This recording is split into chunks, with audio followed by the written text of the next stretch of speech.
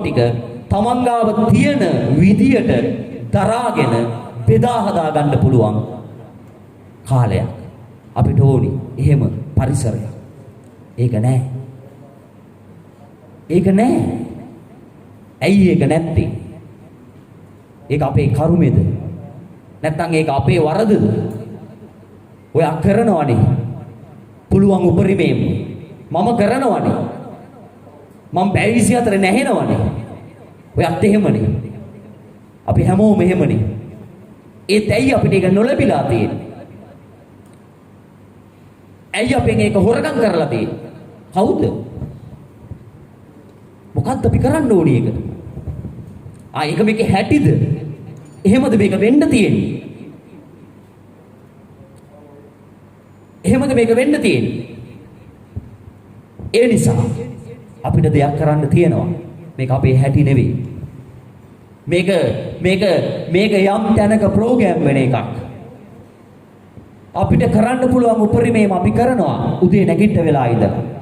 අපේ වෘත්තිය වෙනුවෙන්, අපි ජීවත් වෙන ගම නගරය වෙනුවෙන්, අපේ දරුමල්ලෝ වෙනුවෙන්, අපේ ව්‍යාපාරය වෙනුවෙන්, අපේ හෙට දවස වෙනුවෙන්, අපේ සතුට වෙනුවෙන්, අපේ නිදහස වෙනුවෙන්, අපේ ආදරය වෙනුවෙන්, අපිට කැක්කුම මිනිස්සු වෙනුවෙන්.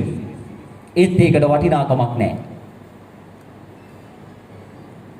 අපිට තේරෙනවා මදි කියලා. ෆීඩ්බැක් එකක් නැහැ. කොහේ හරි තැනක තැන් වල අවුල් ටිකක් තියෙනවා. අර පෝස්ටුව, අර කමෙන්ට් එක, දෙවෙනි කමෙන්ට් එක මං හිතන්නේ ඔක්කොම උපරිවිව් එකේ හදලා තියෙන දේවල්. මෙතන යට තියෙනවා පොඩි කෑල්ලක් අපි ටච් කරගත්තේ නැති. අපිට අහුවෙච්ච නැති. මේක පිටිපස්සේ යන් කණ්ඩායමක් ඉන්නවා.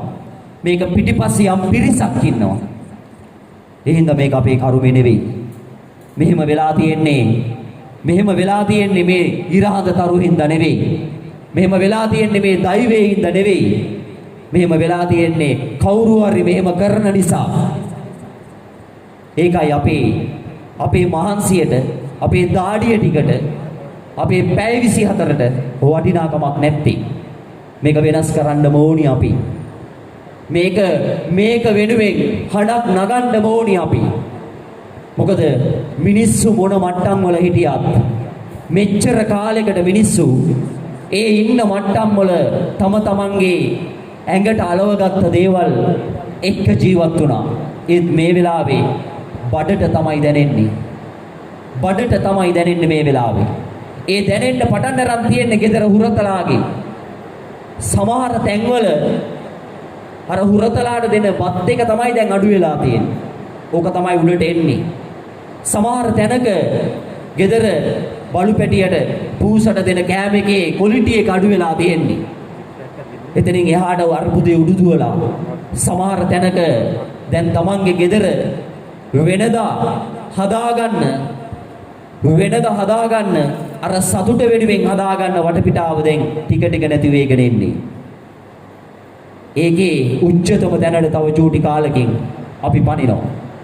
ඒකේ තීරණාත්මකම අවධියට තව පොඩ්ඩකින් අපි පනිනවා. කියවීමක් තියෙන, දැනුම් තේරුමක් තියෙන මිනිස්සුන්ට ඒක දැනිලා තියෙනවා. ඒ මිනිස්සු තමයි මේ ඉන්නේ. හැබැයි තාමත් ඒක නොතේරුණු මිනිස්සු අපිත් එක්ක උස්ම ගන්නවා. තාමත් අර කරුමේ, තාමත් මේක මෙහෙමයි, තාමත් මේකට හේතුව මේකයි කියලා හරියට හිතා ගන්න බැරි, හරියමන් අවබෝධයක් නැති පිරිසක්, බහුතරයක් අපිත් එක්ක උස්ම ගන්නවා. මේ පිරිසටත් මේක අපි අරන් යන්න ඕනි. මේ වෙලාවේ ඒ නිසා පපුවට අපි තට්ටු කරලා බලමු. කැක්කුමක් දැනෙනවා රටට වෙන දේ ගැන. කැක්කුමක් දැනෙනවා මගේ අම්මා තාත්තා මම වෙනුවෙන් බලාපොරොත්තු තියාගෙන ඉන්න බලාපොරොත්තු ගැන. කැක්කුමක් දැනෙනවා අපේ දරුවගේ හෙට දවසේ අධ්‍යාපනය ගැන. කැක්කුමක් දැනෙනවා මගේ ආදරය ගැන. කැක්කුමක් දැනෙනවා මගේ සෙනෙහස ගැන. ඒ නිසා අපිට මේ කැක්කුම තවත් දරාගෙන ඉන්න බෑ. පිට කරන්න ඕනි. අනිවාර්යෙන් පිට කරන්න ඕනි. පිට කරන්න නම් අපි මොකද කරන්න ඕනි? අපිට මෙච්චර කාලයකට පුද්ගලිකව ලැබුණු දේවල් වල අහිමි වීම, පුද්ගලිකව අපිත් එක්ක තිබුණු දේවල් වල අහිමි වීම අපිට අහිමි වෙනකොට තමයි අපිට වැඩිපුර දැනෙන්නේ. ඒ නිසා පහුගිය කාලෙම සමහරු ජීවත් වුණ අවුලක් නැහෙනි කියලා. ඇයි? Tamanට පුද්ගලිකව ලැබුණු දේ අඩු වෙනවා Tamanට තේරුන්නේ නැති නිසා. නමුත් මේ වෙලාවේ ඒකටත් කෙලවෙනවා. මේ වෙලාවේ ඒ හැම දෙයකම පහර වදිනවා. ඒ නිසා අපිට දෙයක් තියෙනවා කරන්න. ආයෙමත් මම කියනවා අපිට දෙයක් තියෙනවා කරන්න. මේ මොහොතේ මේ දේ කළ යුතුමයි. මේ මොහොතේ මේ වෙනුවෙන් මම හුස්ම ගත යුතුමයි. එතකොට මට කැපකිරීමක් කරන්න වෙයි. එහෙම කැපකිරීම කරලා දිනාගත්තු මිනිස්සු දේවල් ලෝකේ ගොඩක් තියෙනවා. සහ ලෝකේ ගොඩක් ඉන්නවා. ඇයි අපිට බැරි? මොකද මට දැනෙන්නේ මේක මම ජීවත් වෙච්ච මට ලොකු ඉතිහාසයක් නැහැ. නමුත් අපි ජීවත් වෙච්ච ඉතිහාසය ඇතුලේ පහුගිය චුට්ට හැමදේම වෙනස් වෙනවා අපි දැක්කා. ඊට වඩා මහා පරිමාණයෙන් ඒ දේවල් වෙනස් වෙනවා දැකපු ඔබට කැක්කුමක් නැති වෙන්න විදියක් නැහැ. ඔබට අපිට වඩා කැක්කුමක් තියෙන්න ඕනේ. ඔබට අපිට වඩා මේක දැනෙන්න ඕනේ. මේක රිදෙන්න ඕනේ. ඒ නිසායි මෙවැනි එකමුතු වල මෙවැනි බල මුළු වල මෙවැනි ඒක රාශීම් වල අවශ්‍යතාවය නිර්මාණය වෙලා තියෙන්නේ. මොකද තනිව මිනිහෙකුට කරන්න පුළුවන් දෙයට වඩා දෙයක් සමූහයකට කරන්න පුළුවන්. හරි. ඒ නිසා මතකයේ තියාගෙන ඒ වෙනුවෙන් මේ සූදානම් වීමට ඒ වෙනුවෙන් මේ එකතු වීමට මේ පරිසරයේ මේ වටපිටාව හැදිලා තියෙනවා. හැදෙමින් පවතිනවා. අපි බෙදා හදාගමු. අපි පිට කරගමු. අපි එකතු වෙමු වෙනසක් වෙනුවෙන්. ඒ වෙනස මා වෙනුවෙන්, ඔබ වෙනුවෙන්, අප වෙනුවෙන්, රට වෙනුවෙන්, ඔබ අප රට වෙනුවෙන්. මේ වෙනස අපි හැමෝගෙම හෙට දවස වෙනුවෙන්. සුළඟට මුසුකල හැඟුමින් සයුරෙහි රළ ලෙස ජවයෙන් කැටිකර නැවුම් හැඟුම් පෙරට ගන්න ඕනිමයි. අපි අපේ පැතුම් අපිට කරන්න වෙලා තියෙනවා වෙනසක්. කලින් කලට ගොඩ නැගූ විසල් පුරෙන් පුරට වැටි ඇවිත් නැගිට ගොඩ නගමු අපිත් වෙනස් හැඟුම් පුරවපු පුරයක්, රටක්, හෙටක්, සමාජයක්. මොකද අපේ පුංචියෝ අපි ආදරය කරනවුන් අපි අපේ ජීවිතයේ ඉතුරු කාලේ අපේ පුංචියෝන්ගේ ඉතුරු කාලේ හුස්ම ගන්නේ, hina වෙන්නේ, සතුටු වෙන්නේ අපි අද කැප කරලා දෙයක් ගොඩනගන හෙටක තමයි. නිහඬව මේ විදියටම අපි බලාගෙන හිටියොත්, නිහඬව මේ විදියටම අපි අතෑරලා දාලා හිටියොත් අපිට බලාගෙන ඉන්න වෙයි උන්ගේ හුස්ම හිර වෙනවා. අපිට බලාගෙන ඉන්න වෙයි රටේ හුස්ම හිර වෙනවා. අපිට බලාගෙන ඉන්න වෙයි අපේ දේවල් එකින් එක අපිට නැති වෙනවා. ඒ නිසා දෙයක් කරන්න මේක තමයි වෙලාව. වෙනස කණ්ඩායම මේ විදියට තවදුරටත් වෙනසක උවමනාව ඔබත් එක්ක බෙදා හදාගන්නේ. ඒ නිසා ඔබත් ඒ තේරුම් ගන්න වෙනසත් සමගම ඔබේ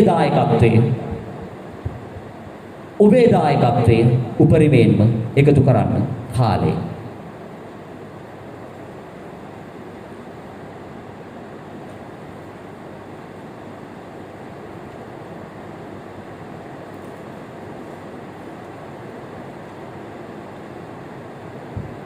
අපිට බොහෝ දේවල් බොහොම ඉක්මනින් අමතක වෙනවා. අපි ජීවිතේ මෙච්චර කාලයක් සමහර දේවල් හරි අපූර්වට සැලසුම් කරා. අපි විශ්වාසයක් තියලා පාරට බැස්සා. අපි සැලසුමක් තියලා අපේ දේවල් කරා. හැබැයි දැන් අපිට පොඩි අවුලක් ඇතිලා තියෙනවා. දැන් අපිට විශ්වාසී ගැටලුවක් ඇති වෙලා තියෙනවා. අපේ හෙට දවස ගැන, අපේ අනාගතය ගැන. ඒ නිසා අපි කතා කරමු. අපි ඒ ගැන හිතමු. මේ සභාවට අපි කැඳවනවා අමුත්තු කීප දෙනෙක්. මුලින්ම මම සබරගමුව වාණිජ මණ්ඩලයේ අධ්‍යක්ෂ මණ්ඩල සමාජික උපුල් ආනන්ද මහතාට බොහොම ගෞරවයෙන් ඇරයුම් කරනවා මේ සභාවට. ඒ වගේම ජනතා විමුක්ති පෙරමුණේ රත්නපුර ආසන සංවිධායක හිටපු පළාත් සභා මන්ත්‍රී පුෂ්ප කුමාර දිසානායක මහතාටත් බොහොම ගෞරවයෙන් ආරාධනා කරනවා මේ සභාවට පැමිණ අසුන් ගන්න. ඒ වගේම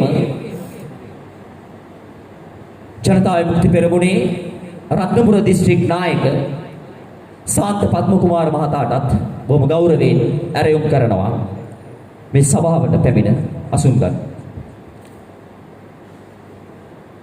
ඒත් එක්කම තවත් අපූර්ව මිනිසෙක් මිනිසෙක් අද ඉන්නවා. ඒ තමයි ජාතික ජනබලවේගයේ පාර්ලිමේන්තු මන්ත්‍රී ජනතා විමුක්ති පෙරමුණේ නායක අනුර දිසානායක මහතා. ඔබටත් බොහොම ගෞරවයෙන් ඇරයුම් කරනවා මේ සභාවට පැමිණ අසුන් ගන්න.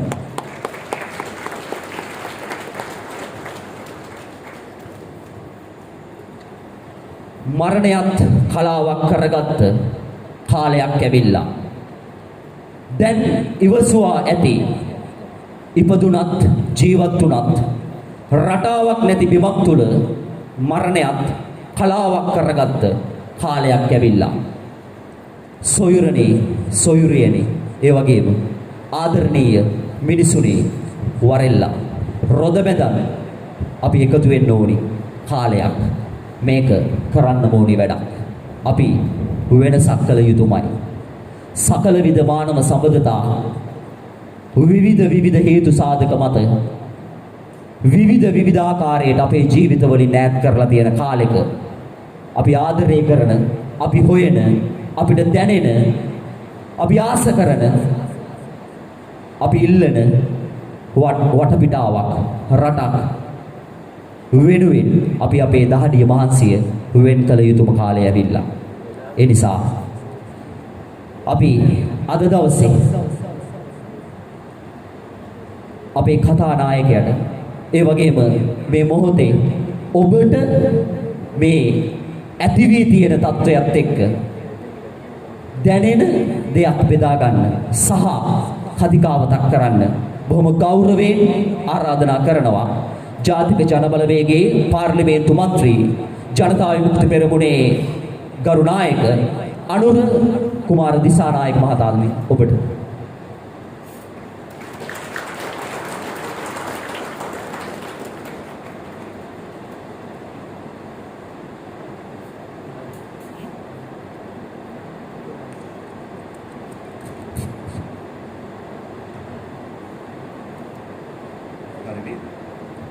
අපි මේ වෙලාවේ වේදිකාවේ ඉන්න සියලු දෙනාගෙන ඒ වගේම අපිට ආරාධනය කරලා මේ රැස්වීම සූදානම් කරපු ඒ සංවිධායක මණ්ඩලෙන් තමුන්වහන්සේලා සියලු දෙනාගෙනුත් අවසරයි.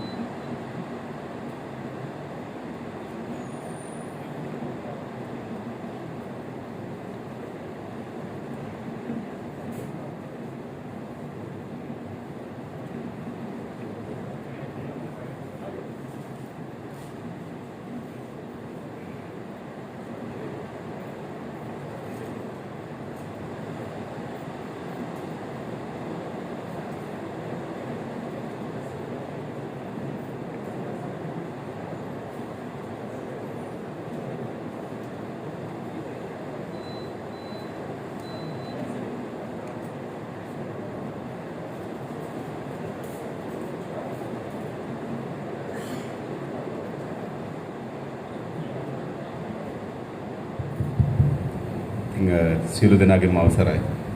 අපි හිතපු වෙලාවට වඩා ටිකක් සැලකිය යුතු කාලයක් ගත වෙලා තියෙනවා. අපිට තව හමු කීපයක් තිබෙන නිසා අපි පුළුවන් තරම් කෙටියෙන්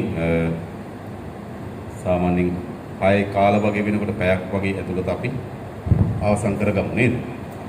හොඳයිනේ. තමුන්නාන්සේලාත් විවිධ වැඩ රාජකාරි වල ඉන්න දවසක් අද. කොහොම වුණත් තමුන්නාන්සේලා සියලු දෙනාම අපිට සවන් දෙන්න.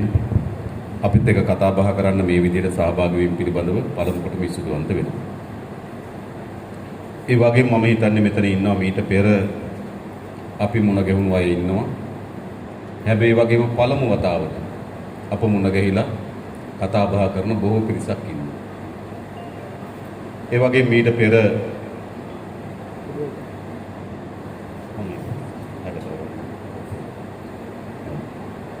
ඒ වගේම මීට පෙර අපිට ඡන්ද දීපු අය ඇති.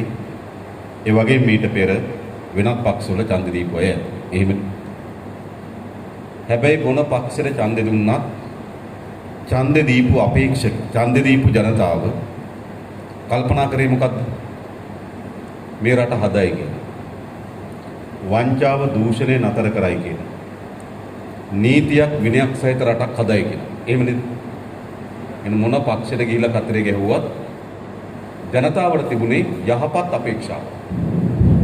විශේෂයෙන් පහුගිය ජනාධිපතිවරණයේදී ගෝඨාභය රාජපක්ෂ මහත්මයා බලයට ගෙනීම සඳහා මහන්සි වූ විශාල පිරිසක් හිටියා. කවදාවත් දේශපාලනයට ආපු නැති අය. නේද? ව්‍යාපාරික කණ්ඩායම්, වෘත්තීයවේදීන්, විදේශගත ශ්‍රී ලාංකිකයන් ඒගොල්ලෝ සාමාන්‍ය සාම්ප්‍රදායික ලෙස දේශපාලනයට සම්බන්ධ වුණු අය නෙවෙයි. හැබැයි එවැනි විශාල කණ්ඩායමක් පහුගිය ජනාධිපතිවරණයේ සහ මහමැතිවරණයේ ක්‍රියාත්මක වුණා. ගෝඨාභය මහත්මයා ඇතුළු මේ ආණ්ඩුව හදන්න. ඇයි? යහපත් අපේක්ෂාවන්. යහපත් බලාපොරොත්තු වලින්. නේද? එහෙනම් වැරදි කවුද? ඒ වැඩ කරපු කෙනාද? ඒ ඡන්ද දීපු කෙනාද? නෑ, ඒගොල්ලෝ නෙවෙයි වැරදි. ඒගොල්ලන්ට තිබුණ යහපත් අපේක්ෂාවක්. හැබැයි වැරදි කවුද? ඒ අපේක්ෂාවන් ඉටු කරන්න අසමත් වුණු පාලකයන්. එනිසා කාට ඡන්දෙ දුන්නත් පොදු ජනතාවගේ යහපත් බලාපොරොත්තු තිබුණේ. හැබැයි ඡන්දෙ ගත්තු කෙනා මොකද කළා තිබෙන්නේ? ඒ යහපත් බලාපොරොත්තු බිඳවටලා තිබෙනවා. නැවත අපේ රටේ ජනතාව සාමාන්‍ය මෙවැනි සක්‍රීය වීම සිද්ධ වෙන්නේ මැතිවරණයක් ආසන්නයේ. හැබැයි ලංකාවේ පළමු වතාවට මම හිතනවා මැතිවරණයක් නැති කාලෙක දේශපාලන වෙනදට වඩා වැඩි සක්‍රීය වෙලා තිබෙනවා, උනන්දුවක් ඇති වෙලා තිබෙනවා. ඇයි? වැඩි කාලයක් නෙවෙයි මේ ආණ්ඩුව හදාගත්තේ ගිය අවුරුද්දේ අගෝස්තු මාසයේ 5 වෙනිදා. 3-2 බලයක් දුන්නා. අද දෙසැම්බර් නේද? ඒ කියන්නේ මාස 16. ඉතින් මාස 16ක් වෙනි කෙටි කාලයක් ඇතුළත ආණ්ඩුව මාරු කරන්න ඕන. මේ ආණ්ඩුව අපේ අපේක්ෂාවන් බලාපොරොත්තු ඉටු කරන්නේ නැහැ කියන මතයකට පොදු ජනතාව ඇවිල්ලා තිබෙනවා. ඒ නිසා මා හිතන්නේ මෙතන රැස් වෙලා ඉන්න ඔබ හැමදෙනාම හැමදෙනාගේම මේ වෙනස යලි අලුත් වෙනසක් ඇති කරන්න ඕන කියන යහපත් චේතනාවෙන් ඇවිල්ලා තිබෙනවා. මේ වෙනසක් වෙනුවෙන් අලුත් දේ වෙනුවෙන් විවිධ වකවාණු වල ඡන්දේ පාවිච්චි කරලා තිබෙන විවිධ පක්ෂ වලට. හැබැයි අද තමුන්නාන්සේලා අපි දිහා බලන්න පටන් අරන් තිබෙනවා. අපිට අවධානය යොමු කරන්න පටන් අරන් තිබෙනවා. අපිට ඇහුම්කන් දෙන්න පටන් අරන් තිබෙනවා නේද? ඒක බොහොම සතුටුදායක දෙයක්. ඒ නිසා මේ අවස්ථාවට සහභාගී වූ සියලු දෙනාටම අපි බෙහෙවින් ස්තුතිවන්ත වෙනවා. ඉතාමත් ගෞරවයෙන් සහ සාදරයෙන් අපි තමුන්නාන්සේලා පිළිගන්නවා. නේද? ඒ වගේම අපි දන්නවා මෙතන වැඩිපුර ඉන්න මම හිතන්නේ ව්‍යාපාරික ප්‍රජාව. එහෙමනේ. විවිධ ව්‍යාපාරවල වෘත්තීන් වල ඉන්න කණ්ඩායම් ඉන්නේ. ඉතින් මම හිතනවා සාමාන්‍යයෙන් බොහෝ අය අපේ පක්ෂ ගැන දන්නේ, අපේ වැඩපිළිවෙල ගැන දන්නේ, අපි කරන්නේ මොනවද කියලා දන්නේ අපෙන් අහලා නෙවෙයි. නේද? අපිට අහුම්කන් දීලා නෙවෙයි. වැඩිපුර අපි ගැන අහලා තියෙන්නේ අපි කරයි මොනවා කරයිද කියලා අවබෝධය අරන් තියෙන්නේ අපිට එරෙහි වන්නන්ගෙන් අහලා. වැඩිපුර නේද? අපි ගැන සමාජ මතය හැදලා තියෙන අපි කියපු අහලා නෙවෙයි අපිට එරෙහි වන්නන්ගෙන් කියපු අහලා. ඒගොල්ලෝ ගොඩක් දේවල් කියලා ඇති නේද? ආවොත් ව්‍යාපාර නැති වෙනවා, ධනෙ තියන අයගෙන් ධනය පැහැර ගන්නවා, ලෝකේ හුදකලා වෙච්ච රටක් හැදෙයි, 88 89 වගේ යුගයක් හැදෙයි. ඔය වගේ ඒවා ඇති තරම් කියලා ඇති. මොකද කියන්නේ? එහෙම කියලා තියෙනවා. හැබැයි ඒ කවුද කියලා තියෙන්නේ? අපේ නෙවෙයි අපිට එරෙහි වන්නේ. අපේ අනිත් කඳ උරුය. හැබැයි ඒ නිසා දැන් අවස්ථාවක් ලැබිලා තියෙනවා ඔයගොල්ලන්ට අපිව අධීනය කරන්න. අපි කියන්නේ මොකද්ද කියලා හොයලා බලන්න. නේද? අපිට සවන් දෙන්න. අපිව ප්‍රශ්න කරන්න. තියෙන හැම ගැටලුවක්ම निराකරණය කරගන්න. මොකද පළමු කොටම මෙතෙන්ට රැස් වෙලා ඉන්න ඕගොල්ලෝ සියලු දෙනා විශ්වාසයෙන් ඉන්න ඕන. විශ්වාස කරන්න ඕන. නේද? ඉතල විශ්වාස කරන්න. තව කෙනෙක් එකතු කරගන්න පුළුවන්කම තිබෙන්නේ. තව කෙනෙකුට යමක් පැහැදිලි කරන්න පුළුවන්කම තිබෙන්නේ. තව කෙනෙකුට කියලා කතා කරන්න පුළුවන්කම තිබෙන්නේ. ඉස්සර තමන් විශ්වාස කරොත් විතරයි. තමන්ට විශ්වාසය නැත්නම් ඉස්සරහට ඒක යන්නේ නෑ. ඒ නිසා ඔයගොල්ලෝ තාම දෙගිඩියාවක් ඇති. ගිහිල්ලා බලමු. මොකද කියන්නේ කියලා බලමු. නේද? සමහරවිට කියන මොකද්ද? නෑ ඉතින් මෙච්චර කාලයක් ඒගොල්ලෝ පාලනය කරලා රට විනාශ කරා. නේද? එහෙම කියන්නේ ජීවිපියව තව මොනවද විනාශ වෙන්නේ ඔන්න ඔය දීලා බලමු. එහෙම කියන ඇත්ත ඉන්නවා. හරිද? දැන් ඉතින් නේද ඕන්නම් නේද මේවා නේද මෙච්චර ඒගොල්ලෝ කාපේගේ මුත්තව පහක් කෑවත් මොකෝ එහෙම ඇවිල්ලා වැඩක් නෑ. එතන තියෙන දෙගිඩියාවක් සැකයක්. හැබැයි පළමු පියවර එහෙම තමයි එන්නේ. හැබැයි ඉස්සරලා මාව අපේ ව්‍යාපාරය විශ්වාස කරන්න. අපි ඉල්ලන්නේ. හැබැයි නිකම් මම වචන වලින් කිව්වට විශ්වාස කරන්න එපා. ඔබ අපිව ප්‍රශ්න කරන්න. ඔබ අපිව ප්‍රශ්න කරන්න. තියෙන ඕන ගැටලුව ඕන ප්‍රශ්නයක් ඔයගොල්ලෝ අපෙන් අහන්න. විවේචන ඕන එකක් ඉදිරිපත් කරන්න. ඇයි? ඉස්සරලා Taman නිරවුල් වෙන්න ඕන. මෙතෙන්ට සහභාගී වෙලා ඉන්න ඔබ නිරවුල් වෙන්නේ නැත්නම් මෙතනින් එළියේ ඉන්න කණ්ඩායම ඔබට කියලා ආමන්ත්‍රණය කරන්න බෑ, කතා කරන්න බෑ. මේ ගැන පණිවිඩයක් ගෙනියන්න බෑ. ඒ නිසා මම ඉස්සරලාම ආරාධනා කරන ඔබ අපි කරේ විශ්වාසය තැබීම සඳහා අවශ්‍ය නිරවුල්භාවය, ගැටලු निराකරණය කරන්න, යෝජනා ඉදිරිපත් කරන්න, විවේචන ඉදිරිපත් කරන්න, අදහස් ඉදිරිපත් කරන්න. එහෙම නැතුව නේද දීර්ඝ මම කතාවක් කරන එකේ තේරුමක් නැහැ. අපි ඇති තරම් එහෙම කතා කරලා තියෙනවා. නේද? දැන් අවශ්‍යකම තිබෙන්නේ ඔබලා තුල අපි කරේ සැකයක් තිබෙනවනේ. දෙගිඩියාවක් තිබෙනවනේ. අවිශ්වාසයක් තිබෙනවනේ. නොතේරෙන තැන් තිබෙනවනේ. දන්නේ නැත්නම් අපි ගැන ඕන එකක් අහන්න. නේද? අපිට පොඩි වෙලාවක් තියෙනවා. දැන් 5:00 කිට්ටුයි. අපි 6:00 කාල වෙනකොට වගේ ඉවර කරගමු. සමම් පැය භාගයක වගේ කාලයක් අපි නේද ගමු. ඕගොල්ලන්ට තියෙන ඕනෑම ගැටලුවක් ව්‍යාපාර ගැන ආර්ථිකය ගැන ඕනෑම ගැටලුවක් අහන්න. මම කෙටි වෙලා නේද? ප්‍රශ්න පුළුවන් තරම් අපි කෙටියෙන් අහමු. එතකොට අපිට යම් පැහැදිලි කිරීමක් කරන්න පුළුවන්. එහෙම හොඳද? නැත්තම් මමම දීගෙන යන්නද නිකම්? වැඩක් නැහැ. ඒකේ කිසි පළක් නැහැ. හොඳද? දැන් අපි නේද අපි ඇවිල්ලා කියලා යනවා මොකද්ද ඇති ඵලෙ? ඒ නිසා මම හිතන වඩාත් ඕගොල්ලන්ට අපිව ප්‍රශ්න කරන්න තියෙන ගැටලුවක් ඉදිරිපත් කරන්න. අපි එහෙම කාලයක් ගමු.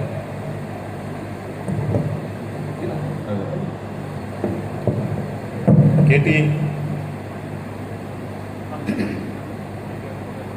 ඔව් මල්ලි මේක ගිහින්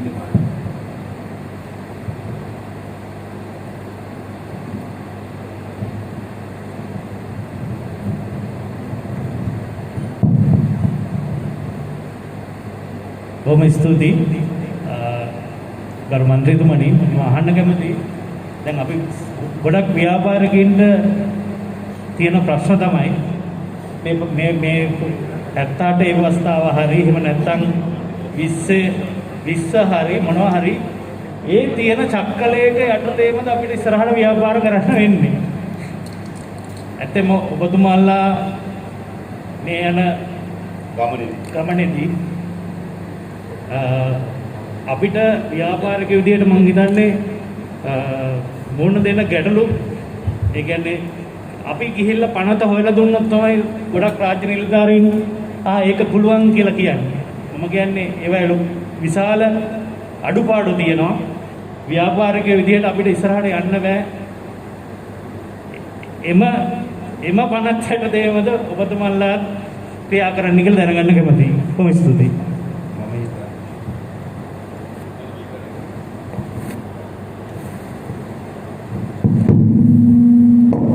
හරි වඩාත් යෝග්‍යයි මේක අපි පැත්තකින් ප්ලීස්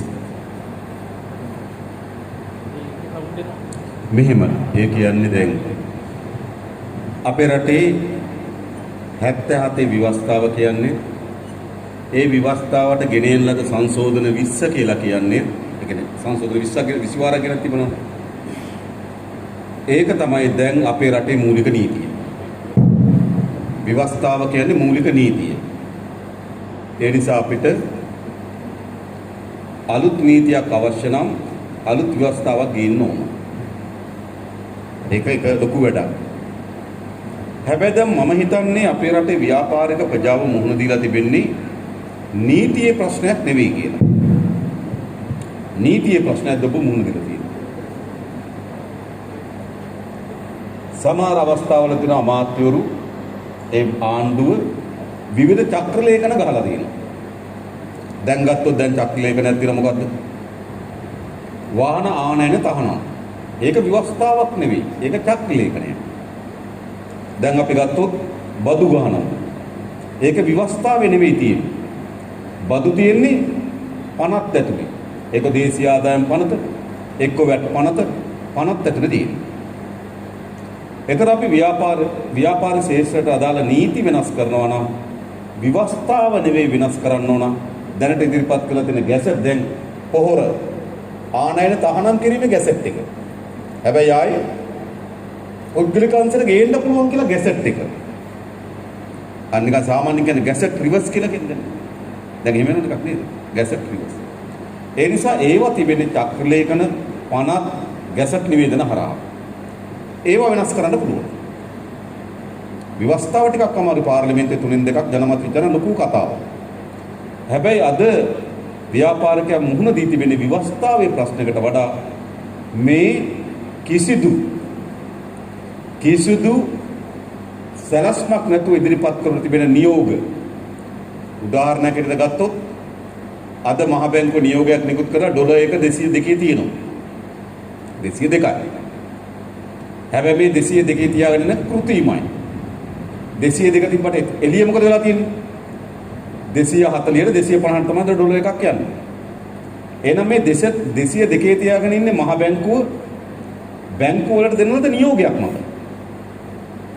එතකොට ඒක නරක නම් මේ නියෝගය වෙනස් කරන්න පුළුවන්. ඒ නිසා ව්‍යාපාරික ශේෂ්ත්‍රයට බලපාලා තිබෙන විවස්ථාවට වඩා ගැසට් අනපනත් චක්‍ර ලේඛන ඒවා අපේ හිතන ආර්ථික දැක්මට අනුව වෙනස් කළ හැකියි. එතකොට අපි තෝරන් ගන්නවා අපි හදන ආර්ථික දැක්මට මේ ගැසට් නිවේදනය දැන් උදාහරණයකට ගත්තොත් අපි තේ වගාව අපේ රටේ ආර්ථිකයේ ප්‍රධාන කොටසක් ලෙස සලකනවා නම් පොහොර ආනයනෙන් අතර කිරීම ඒකට බලපෑමක් ඇති කරනවා. එහෙමනම් අපි ඒක සංශෝධනය කරන්න ඕන. ඒක මම කියන්නේ. ඒ නිසා අපි හදන ආර්ථික සැලැස්මට අනුව ඒ නීති සංශෝධනය කළ යුතුයි. ඒක කළ හැකියි කියලා අපි හිතනවා. තාම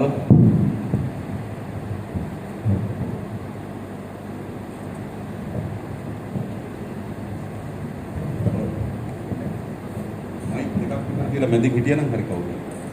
නැත්තම් පරක් වෙනවනම් කවුරු හරි මයික් එක ගන්න ප්‍රශ්නේ ආපෙටම අනුස් ගරු සභාවේ අවසරයි අර්ජුනතුමනි මට ආසයි දැනගන්න ඔබතුමා දැන් මේ බලයට ආවට පස්සේ දැන් මේ පාර්ලිමේන්තුවේ දැන් අතරම ඉන්නවනේ මේ පණින සංකල්පය තියෙනවා. පණින කියන්නේ බලයේ තියෙන පැත්තට එකතු කරගන්න සංකල්පය තියෙනවානේ. ඔබතුමාත් එහෙම කට්ටියක් ගන්නවද නැත්නම් ඔබතුමා අලුත්ම මූලවරකින් ජං සෙට් එකක් වගේ යනවා. අලුත් මූලවරකින් ඔබතුමා නියෝජනය කරගෙන යනවාද? එකක් තමයි ඔය පාර්ලිමේන්තුවේ එහෙට මෙහෙට පණින එක නතර කරන්න. හැබැයි ඕන කෙනෙකුට ඡන්දෙට පක්ෂ මාරු කරන එකේ ප්‍රශ්නයක් නැහැ. මගේ හොඳද නරකද නෙමෙයි. මොකද යා ඡන්දෙට එනවා ඒ පක්ෂෙන් ජනතාව ඡන්දෙ දෙන්නේ පක්ෂයටත් එක්ක. එතකොට යා ඒ මැතිවරණදී ඒකෙදි ඉන්න ඕන. දැන් ඕගොල්ලන්ට මතකද 19 වෙනි සංශෝධනය ගෙනාව ව්‍යවස්ථාවට. ඒ 19 වෙනි සංශෝධනයේ ඔය වගන්ති තිබ්බා. 19 වෙනි සංශෝධනයේ තිබුණා පක්ෂ මාරු කරොත් එයාගේ മന്ത്രി ධුරය අහෝසි වෙනවා කියලා.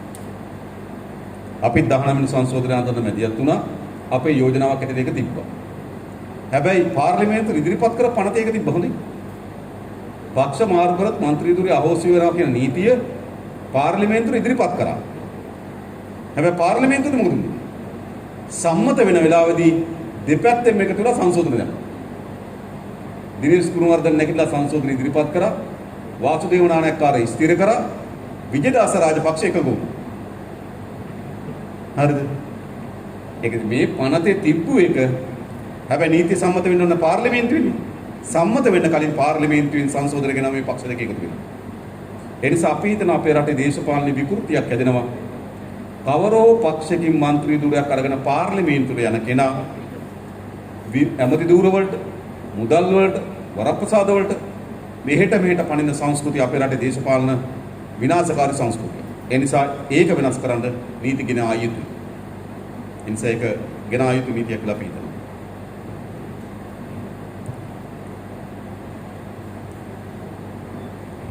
තව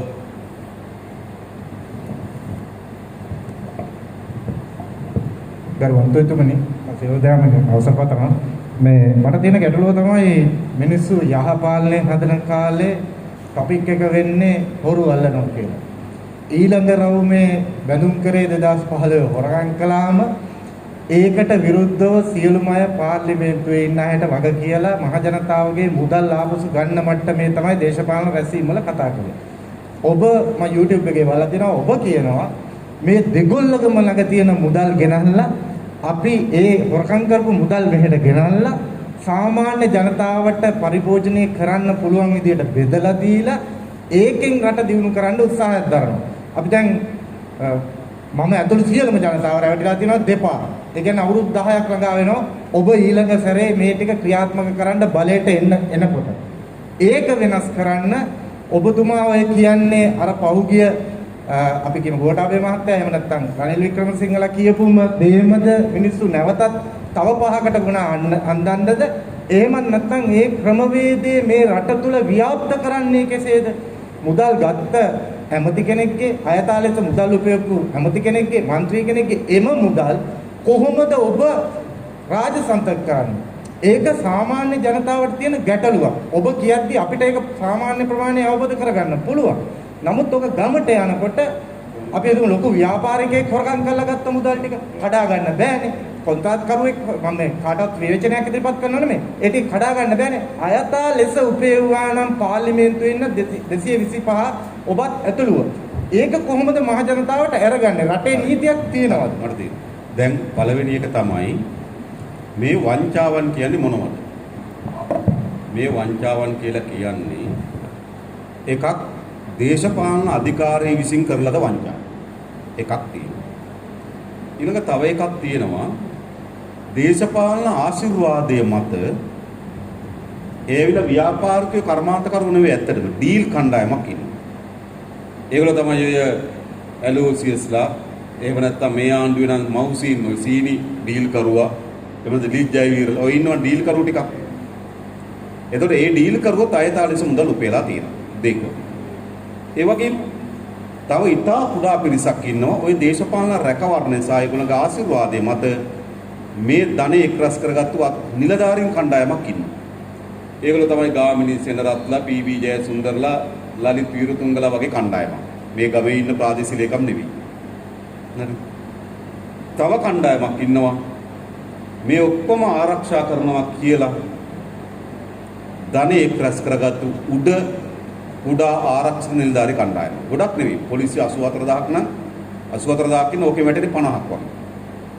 මෙන්න මේගොල්ලෝ තමයි මේ අයුතු ධනෙ එකතු කරන් තියෙන්නේ. එහෙම නැතු අපි මේ කතා කරන්නේ පොලිසියේ කෙනෙක් මේ පාරේ නතර කරලා ගන්න රුපියල් 500 ගැන නෙවෙයි. මේ කතා කරන්නේ ව්‍යාපාරිකයෙක් සාමාන්‍ය ව්‍යාපාරිකයෙක් තමන්ගේ බදු ෆයිල් එකක් වෙනස් කිරීම පිළිබඳ ප්‍රශ්නයක් නෙවෙයි. එයාට එහෙම කරන්න සිද්ධ වෙලා තියෙන මොකක් නිසාද? තව බොහෝ අය බදු වංචා කරන නිසා. කෙනෙක් බදු වංචාවේ යෙදෙනවා නම් තව කෙනෙකුට බෑ පිරිසුදු ලෙස බදු ගෙවලා ව්‍යාපාරය කරන්න. තමන්ටත් අනියමාකාරයෙන් පොළඹවනවා බදු යම් ප්‍රමාණයකට සංගවන්න. එහෙමනේ. ඒකට ඇත්ත මේක. අපි ඒගොල්ලෝ ගැන නෙවෙයි කතා කරන්නේ. ඒතර අපි වංචාවන් ගැන කියලා අතට. ඒතර විශාල දේශපාලන අධිකාරිය විසින් එකතු කරපු ධනයක් තියෙනවා. ඒතර තියෙන ප්‍රශ්නේ තමයි මෑතක නෙවෙයි ඔයගොල්ලන්ට මතක නම් 1994 දී චන්ද්‍රිකා කුමාරතුංග මැතිණිය කිව්වා මේ වංචා කරපු අය ගෝල් පේස් පිට්ටනියට ගෙනල්ලා හැම ගහනවා. ඒක තමයි යාගේ වචන. බෝරු ගෙනල්ලා ගෝල් පේස් පිට්ටනියට ගෙනල්ලා හැම ගහනවා. ඒ කාලේ කිව්වේ විජේපාල මෙන්ඩිස් රුපියල් 2කට පොල් අක්කරයක් ගත්තා. නේද? මහවැලින් සල්ලි ගාම්නිය හොරකම් කරලා ඕස්ට්‍රේලියාවෙන් ඇපල් වතු ගත්තා. මතකද? හැබැයි කිසි හොරකෙකුට දඬුවම් දුන්නේ නැහැ. එනිසා අපේ රටේ දේශපාලන වේදිකාවේ මේ වංචා ගැන වංචනිකයන්ට දඬුවම් දීම ගැන කතා කරලා තියෙනවා. දඬුවම් දීම පැත්තකින් තියමුකෝ. එහෙනම් අපි එකක් පිළිගන්න ඕන මොකද්ද? දඬුවම් දීම කොටස අපි පැත්තකින් තිබ්බොත් හැබැයි අපි එකක් පිළිගන්න ඕන මොකද්ද? හොරකම් කරලා තියෙනවා. ඒක නෑ කියන්න බෑනේ. චන්ද්‍රිකත් කියනවා UNP ගැන. මහින්ද කියනවා UNP ගැන. රනිල්ලා කියනවා මහින්දලා ගැන. නේද? ආයෙ මහින්දලා කියනවා රනිල්ලා ගැන. ඒ කියන්නේ මේ දෙපැත්ත එක පැත්තට නේද? ඒ නිසා අපිට එක තරකයක් පැහැදිලි මොකද්ද? වංචා කරලා තියෙනවා.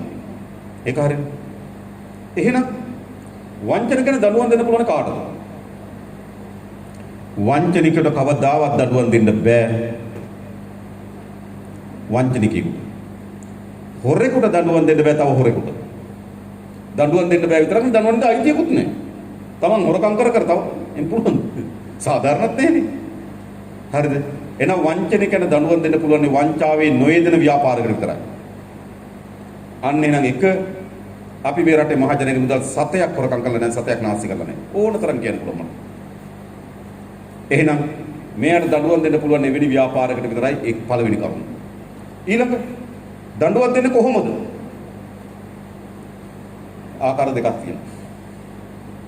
එකක් තමයි ජනතාව පාරට බැහැලා පාලකයා පළව ඇහැරලා ආණ්ඩුවක් හැදුවොත් දඬුවම් දෙන එක ඊසි. තේරෙනවද කියන්නේ? පාරට බැහැලා මාලිගාව වටලලා ලෝකෙ වෙලා තියෙන එක හොඳයි. පාලකයා පළව ඇහැරලා ආණ්ඩුව හදලා තියෙනවා. එතකොට තලේසින් පුළුවන්. හැබැයි දැන් අපි ආණ්ඩුවක් හදන්නේ ඡන්දෙකින්. ඒ ඡන්දෙකින් ආණ්ඩුවක් හදනවා කියන්නේ මේ නීති රාමුවට යටත් තමයි අපි ආණ්ඩුවක් හදන්නේ.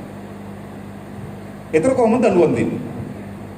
ඒතර අපේ රටේ තියෙන ඉතා වැදගත් පනත නීතිය ප්‍රශ්නයක් නෑ. අපේ රටේ තියෙන පනත් දෙකක් මුදල් විසුද්ධිකරණ පනත හා අල්ලස්සෝ දූෂණකම් සභා පනත.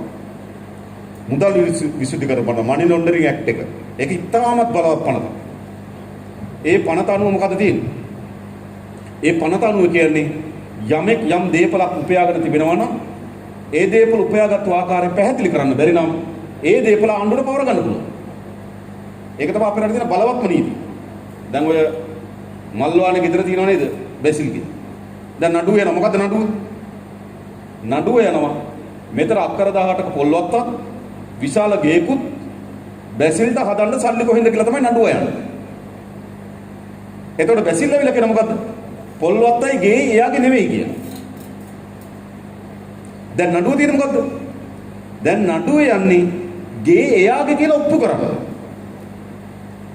නේ එතන තියෙන වෙන නඩුවක් නෙවෙයි. එතන තියෙන්නේ ඒ පොල්වත්තයි ගෙදරයි බැසිල්ගේ කියලා ඔප්පු කරන්න මේ නඩුව යන්නේ. හරිද? බැසිල් කියලා තියෙන්නේ මොකද්ද? එයාගේ නෙවෙයි කියලා. එයාගේ කිව්වොත් මුදල් ආපු ආකාරය ඔප්පු කරනවා. නැත්තම් පවර ගන්නවා. එයා කියනවා ඒක එයාගේ නෙවෙයි කියලා. දැන් අනිත් පැත්තෙන් ඔප්පු කරන්න හදන්නේ නෑ මේකේ ඔයාගේමයි. මුල් ගල තියන්න ආවේ පුෂ්ප අපි කියන්නේ. අපි දන්නවනේ නේද? උළුව තියෙන දවසේ ආපු ඒවා අර කවුද ඔයගොල්ලෝ දන්නව නම් ප්‍රධාන සාත්‍රකරු ගාල්ලේ හිටියේ. සුමනදාස එයාකට උත්තර දීලා කිව්වා නැකත බලන්න ආවේ පුෂ්ප. ඒතර ඒක ප්ලෑන් එක යන්නේ මුදිත ජයකොඩි.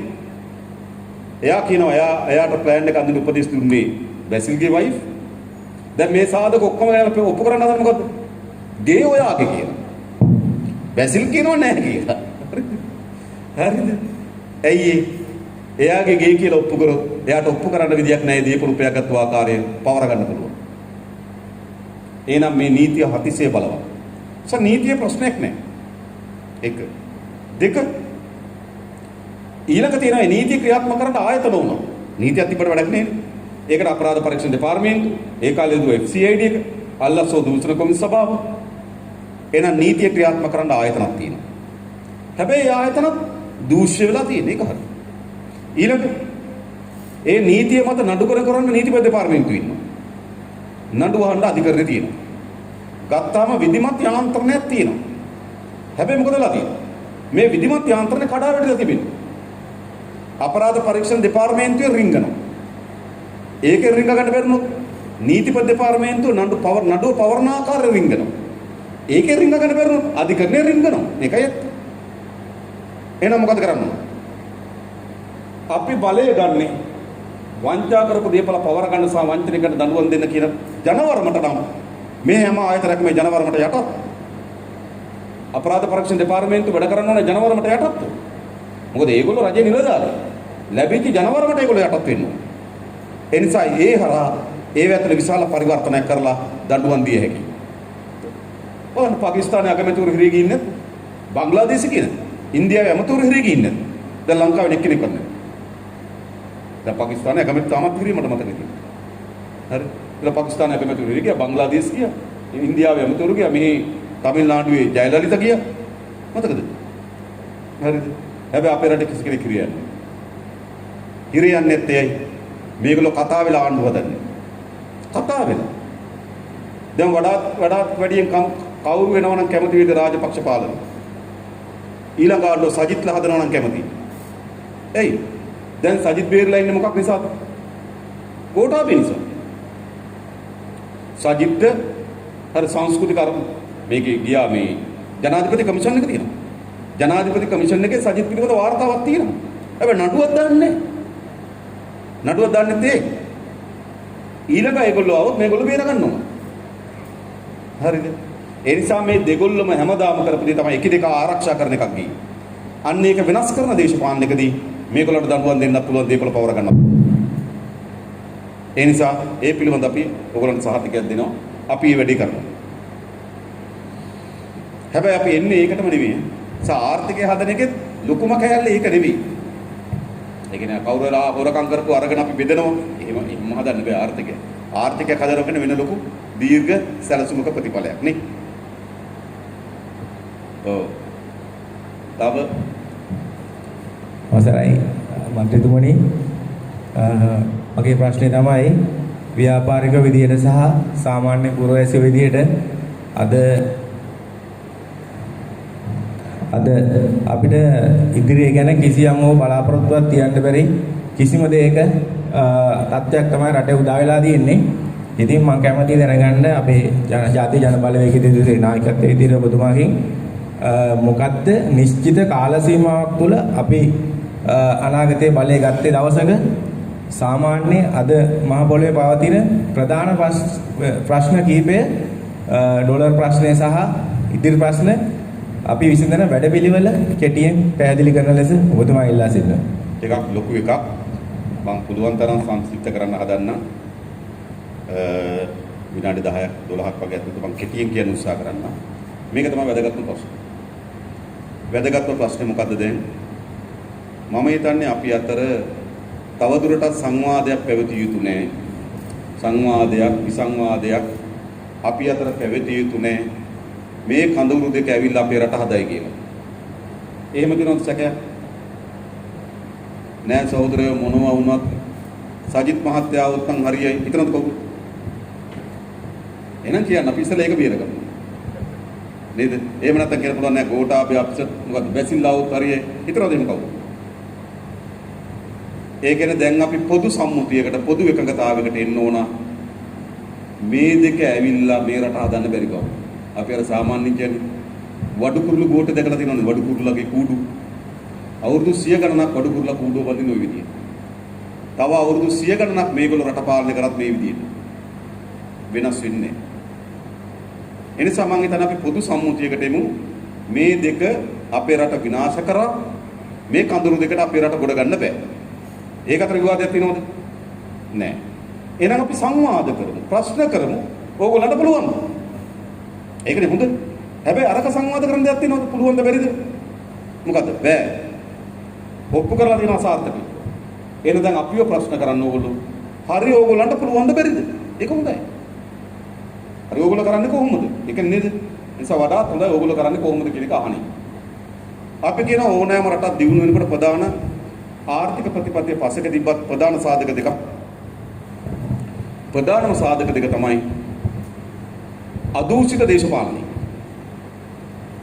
ලෝකේ දූෂිත දේශපාලනය විසින් රටක් හදලා නැහැ. අපේ රටේ මේ විනාශයේ පතුලට හෙළලා තිබෙන කුමක් විසින්ද? මේ දූෂිත දේශපාලනය විසින්. ඒ දූෂිත දේශපාලනය මේ රට මෙතන ඉගෙන ගන්න. හරි. දැන් ඔයගොල්ලෝ ව්‍යාපාරික මහතුරු හැටියට දන්නෝ ණයක් කියන්නේ බරක්ද? ණය කියන්නේ බරක්ද? නෑ ණය කියන්නේ බරක් නෙවෙයි ණය කියන්නේ ආයෝජනය. හැබැයි ණය බරක් වෙන හේතු දෙකක් තියෙනවා. මොකක්ද? ණය වලට සරිලන වත්කම් හැදුන්නේ නැත්නම් ණය වලින් අවශ්‍ය වත්කම් හැදුවේ නැත්නම් ඔයගොල්ලෝ බංකොලොත් වෙනවා. ඔයගොල්ලෝ දෙන ව්‍යාපාර මේ ගොඩනැගිල්ලක් හදන ණයක්. ඔයගොල්ලෝ මොකද කරන්නේ? ණයෙන් ගිහිල්ලා කැසිනෝ ගන්නවා. පරාද වෙනවා. ණය මොකද වෙන්නේ? ණය බරක්. හැබැයි අපි හිතුවේ හෝටල් එකක් හදලා කුලියට දීලා සල්ලි හොයන්න.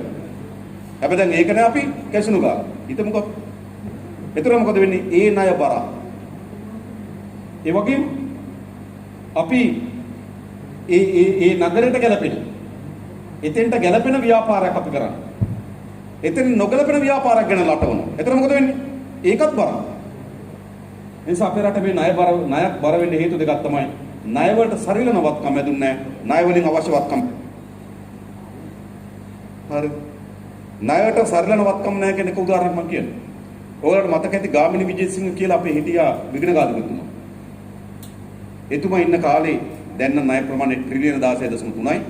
ඒ කාලේ ණය ට්‍රිලියන 11යි. එතුමා විගණනයක් කරලා ඉදිරිපත් කරා අපේ ණය ප්‍රමාණය ට්‍රිලියන 11ක් වුණාට ණය වලින් හදලා තියෙන වත්කම ට්‍රිලියන 1.8යි කියලා. ණය ප්‍රමාණය ට්‍රිලියන 11යි. ට්‍රිලියන 11ක් කියන කෝටි 1,10,000යි. සමාන කෝටි 11 ලක්ෂයයි. ට්‍රිලියනයක් කියන කෝටි ලක්ෂයයි. එතන අපේ මුළු ණය ප්‍රමාණය කෝටි 11 ලක්ෂයයි. හරිද? හැබැයි විගණකාධිපතිතුමා කියනවා ඒ ණය වලින් හදලා තියෙන්නේ නේද? ඒ කෝටි 11 ලක්ෂයක ණය වලින් හදලා තියෙන්නේ කෝටි 1,80,000ක දීපල. අපි ඉස්සර හැවි 10යි කමිෂන් එක කියලා ඒ වාර්තාව අනුව නම් හදලා තියෙන්නේ 10යි. කෝටි 11 ලක්ෂ නේද? කෝටි ලක්ෂ 2යි හදලා තියෙන්නේ. 1.80යි නේ 2යි කියලා කියන්නේ. ඒ කියන්නේ මොකද්ද? ණය බරක් උනේ ඕක. ඊළඟ ණය වලින් අවශ්‍ය වත්කම් හැදුවේ නේ. දැන් සමහර වත්කම් ගොඩ ගහලා තියෙනවා. නෙළුම් කුළුම් අවදාරි නෙළුම් කුළුම් දුවයි. හැබැයි දැන් අපි සල්ලි වියදම් කරලා දැන් වාරික ගෙවනවා. කිසි ආදායමක් නැහැ. මත්තල ගුවන්තොටුපළ, හම්බන්තොට පිට්ටනිය, හම්බන්තොට සම්මන්ත්‍රශාලා මහා දෙවන්ත ව්‍යාපෘති අපි අරන් තියෙන 7ක් උපයන්නේ නේද? මත්තල ගුවන්තොටුපළ විවෘත කළා දැන් අවුරුදු 8යි. ගිය අවුරුද්දේ ප්‍රසන්න රන්තුන් කැබිනට් පේපර් එකක් දැම්මා. මත්තලට ගොඩබාන ගුවන් යානයකට 7ක් ගන්න නැහැ කියන. කුලිය. අපි නිකන් පොළට ගිහිල්ලා ත්‍රිවිල් එක ගෙවුවොත් රුපියල් 50ක් විතර ගන්න. හැබැයි මත්තලට ගුවන් යාන බාන්න පුළුවන් 7ක් ගන්න නැහැ.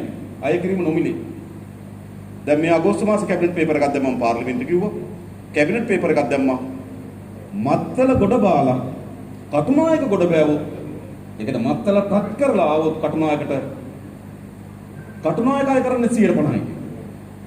මත්තල කොහොමත් නිකන් කටුනායක ගාස්තු භාගය. මොකද මේ වෙලා තියෙන්නේ? හරිද? මත්තල විසින් කටුනායක ආදායමක් නැතුව. හිතන්න. ඒවා බරක් නෙවෙයි. ඒවා ඔක්කොම මේ අල්ලස් කොමිස්සාරා සිද්ධ වෙච්ච ව්‍යාපාර.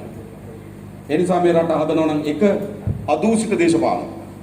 දෙක මේ දේශපාලන මහජන සේවයක් බවට පත් වෙනවා. මේ රට හදන්න අපි ඔක්කොම එකතු වෙන්න ඕනේ. එකතු වෙනවා. ඔයගොල්ලෝ මතකයි ගෝඨාභය මහත්තයා ඡන්දෙ දෙන්නේ. නේද? චාටර් ෆ්ලයිට් තරම් ආව විදේශිකයන් ඡන්ද 40ක් ගහලා යනවා. නේද? ඇයි රට හදයි කියලා. ළමයි චිත්‍ර ඇඳලා පුරන් කුඹුරු අස්සද්දන්න පටන් ගත්තා. ඇයි රට හදයි කියලා. හැබැයි මාස දෙක තුනක් යනකොට තේරුණා මේගොල්ලෝ බොරුව තමයි කරන්න කියලා. ඒ හින්දා චිත්‍ර අඳිනවට දැන් මම දැක්ක මේ ලොකු තාප්පල චිත්‍රයක් ඇඳලා තියෙන මේනකොට මහින්ද හම්දුරුවන්ගේම නේද? මොකද ලතින ඔක්කොම වතුර බේරලා දියසෙවල බෙදී. ඇයි ඒ උද්වේගය රඳවා ගන්න බැරි වුණා. නිසා රටක් හදන්න මේ උද්වේගය ඕන. මේක ඒ උද්වේගය අවශ්‍ය රටක් හදන්න. ඒ සාමිකත්වය අවශ්‍යයි. අන්නේ සාමිකත්වය තියාගෙන යන්න මොකද කරන්න ඕන? දේශපාලන වරප්‍රසාද තැනකින් නම් බිමට බස්සන්න ඕන. മന്ത്രിවරුගේ විශ්‍රාමයට පහසු කරන්න. වාහන පර්මිට් නැති කරන්න ඕන. අපි කියන්නේ වාහන පර්මිට් එක වෙනුවට එයාට മന്ത്രി දුර දරන කාලේ ආණ්ඩුවේ වාහනයක් දෙනවා. മന്ത്രി දුරේ වුණාම වාහනේ දෙන්න ඕන. උත්තර. ඔය කොළඹ ඇමතිවරුන් දෙන ගෙවල් නතර කරන්න. ජනාධිපතිවරු විශ්‍රාමයට පහසු කරන්න. මොකද ජනාධිපතිවරුන්ට විශ්‍රාමයට. ජනාධිපතිවරු හිටපු ජනාධිපතිවරු බලා ගන්න එක නතර කරන්න. දැන් හේමා ප්‍රේමදාස මහත්මයා තාම ඉන්නේ ආණ්ඩුවේ ගෙදර. මුරකරු උයරේව පෙට්‍රල් ඩීසල් ඔක්කොම හේමට තියෙන ආණ්ඩුවේ. දරුවෝ නැද්ද බලාගන්න. චන්ද්‍රිකාගේ ගෙදර තියෙන රොස්මින්ට් වල වලව්ව තියෙනවා. රොස්මින්ට් වලව්ව හෝටලයකට දීලා ආණ්ඩුවේ ගෙදරක ඉන්නවා. ටොරින්ටන්. නැත්තේ. එයක් නැත්තම් නේද හිටපු ජනාධිපතිට බලාගෙන පින්පඩියක් හරි දෙන්න. ඒකද මොකද මහින්ද මහත්තයා හිටපු ජනාධිපති හැරියට කොබ්බකඩ මම වද ගියක් තියෙනවා. අගමැතියට අර්ලිය ගමන්තක දී. එක ශරීරයේ. හැබැයි තනතුරු දෙකයි හිටපු ජනාධිපති අගමැති. දෙකටම දෙනවා කිව්වා. මොකද?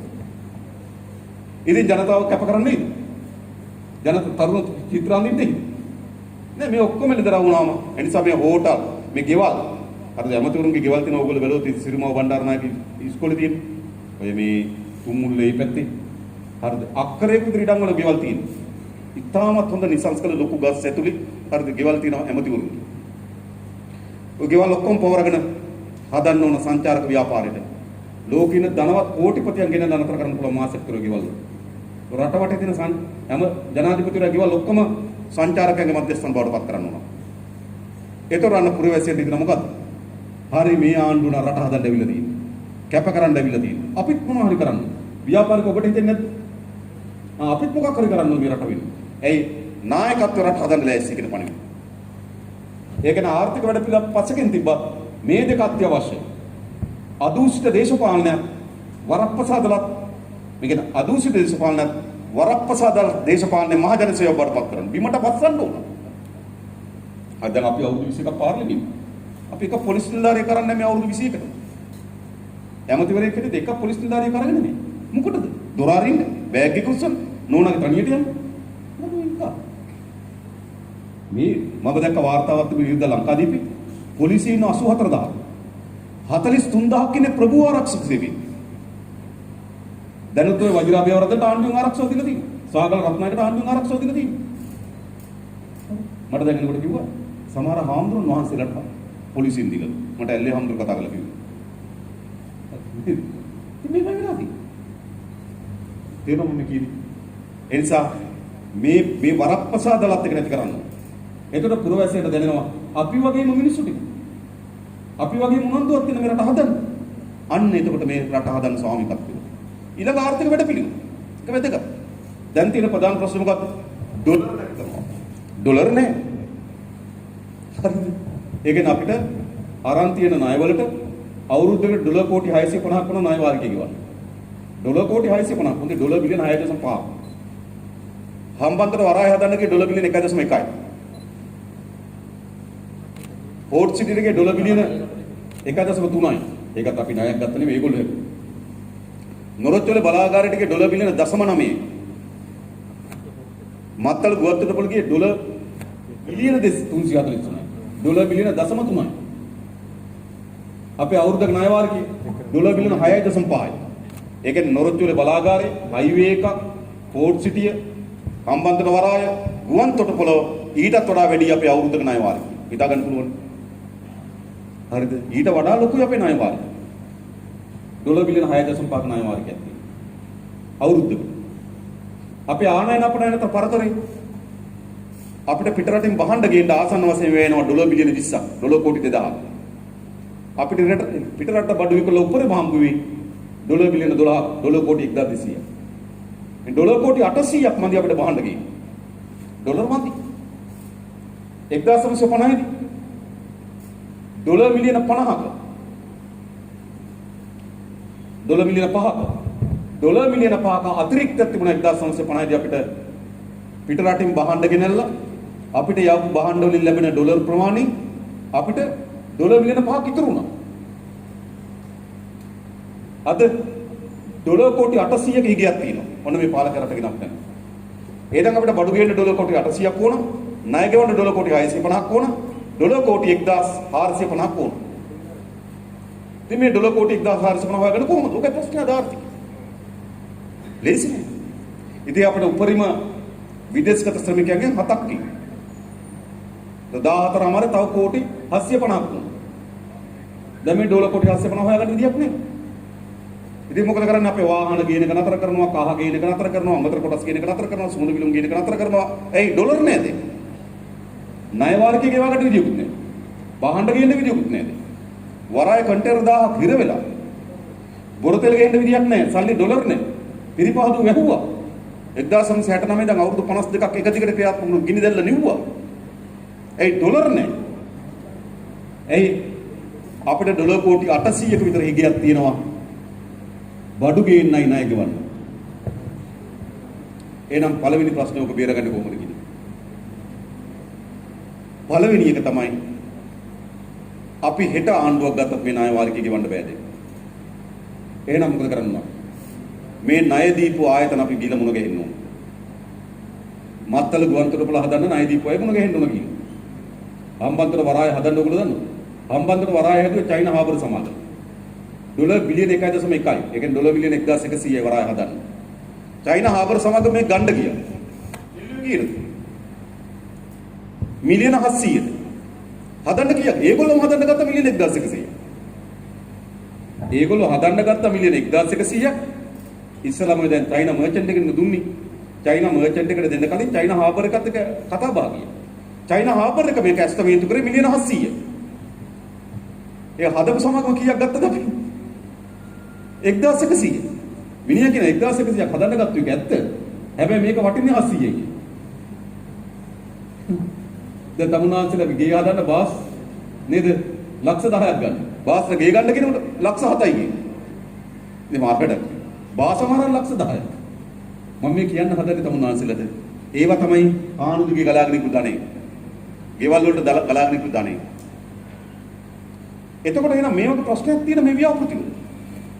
ඒ නිසා මේ මාස 6ක් ඇතුළත මේ ප්‍රධාන ව්‍යාපෘති ගැන විගණනයක් කරන්න ඕන. කොච්චර ගියාද? කොච්චරද ප්‍රතිලාභය? ගෙවා ගන්න. දැන් මත්තල ගුවන්තොටුපළ 2013 විවෘත කරලා අවුරුදු 8යි සතේක ආදායමක් නැහැ. කටුනායකත් පාඩු කරන්න යන්නේ. මේ වාර්තාව ගන්නවා අපි. වාර්තාව ගිල ණය දෙන ආයතන වලට කියන්න ඕන. මෙන්න අපේ අරුබුදි. ඕගොල්ලෝ අපිට ණය දීලා තියෙනවා. මෙච්චර වාරික අපිට ගෙවන්න වෙලා තියෙනවා. හැබැයි අපිට ගෙවන්න විදියක් නැහැ. හැබැයි අපේ ආර්ථික සලස්මක් තියෙනවා මෙන්න මෙහිම. මේ ආර්ථික සලස්ම අපි ක්‍රියාත්මක කරන්න ලෑස්ති. ඕගොල්ලෝ අපිට අවුරුදු 3කට කල් දාලා දෙන්න. කරගන්න පුළුවන්. එයි. එහෙම නැත්නම් ඒගොල්ලන්ට හම්බ වෙන්නෙම නැහැ මේ යන විදිය. දැන් ග්‍රීසියට උනේ අපිට උනා නේද? අපි ග්‍රීසිය ගිහිල්ලා කඩාවැට ග්‍රීසිය ගිහිල්ලා බැඳුම් කරගත්ත කවුද කබ්රාල්? ඩොලර් මිලියන 52ක බැඳුම් කරගත්තා. ග්‍රීසිය කඩාවැටෙන අපිට සතයක්වත් හම්බුන්නේ නැහැ. හරිද? එහෙනම් ඒ රටවලුත් දන කඩාවැටට හම්බෙන්නේ නැහැ කියලා. මොකද ග්‍රීසිය අපි සල්ලි දැම්මා. ග්‍රීසිය කඩාවැටෙන අපිට සල්ලි හම්බුන්නේ නැහැ. ඔය කබ්‍රාල් කරපු කබ්‍රාල්ට හම්බෙන්නේ අපිට රටට හම්බුන්නේ. හරි? ඒතර ඒ වගේ තමයි ඒ ආයතන කල්පනා රටක් වැටුනොත් ඒගොල්ලන්ට හම්බ වෙන්නේ නැහැ. අපි කියලා කියන රට වැටෙන්න යනවා. කරුණා කරලා අපිට අවුරුදු 2-3ක ග්‍රේස් පීරියඩ් එකක් ණය මුදල පස්සට දාලා දෙන්න. එතකොට මේ තදබදිය අඩු කරගන්න පුළුවන්. ඊළඟ මම කියන ඩොලර් බිලියන 7ක් විතර විදේශගත ශ්‍රමිකයන්ගේ. ඒක මේ අවුරුද්දේ බිලියන 1.5කින් අඩු වෙනවා දැන්. ගිය අවුරුද්දේ 7.5ක් ආවා. මේ අවුරුද්දේ 6ට බහිනවා. ඇයි? දැන් විදේශගත ශ්‍රමිකයන් බැංකුව වරා ඩොලර් එවන්නේ. ඇයි බැංකුවේ දෙන්නේ 203යි එළිය දෙනවා 240ක්. ඉතින් අර උන්ඩියල් ක්‍රමයට එවන්නේ එහෙන් ඒජන්ට් ඩොලර් දෙනවා මෙහි ඒජන්ට් රුපියල් දෙනවා. ඩොලර් එන්නේ ලංකාවට. ඩොලර් බිලියන එකමාරක් අහිමි වෙනවා මේ අවුරුද්දේ. හොඳයි. ජුනි මාසෙ ඉඳන් වැටෙන්න පටන් ගත්තා. ජුනි මාසෙ ඉඳන් විදේශගත ශ්‍රමිකයන්ගේ ඩොලර් ප්‍රමාණය අඩු වෙලා තියෙනවා. මේ දෙසැම්බර් වෙනකොට අපි උපකල්පනය කරනවා ඩොලර් බිලියන එකමාරක් අතර ඩොලර් කෝටි 150ක් අඩු වෙනවා එතන. ඇයි මේ විකෘතිය නිසා? මොකද ඒගොල්ලෝ බැංකුව ආරායුවොත් ඩොලර් එකට හම්බෙන්නේ 203යි. හැබැයි ඒගොල්ලෝ අර උන්ඩියල් ක්‍රමයට නේද? ඔයගොල්ලෝ දන්නව නේද?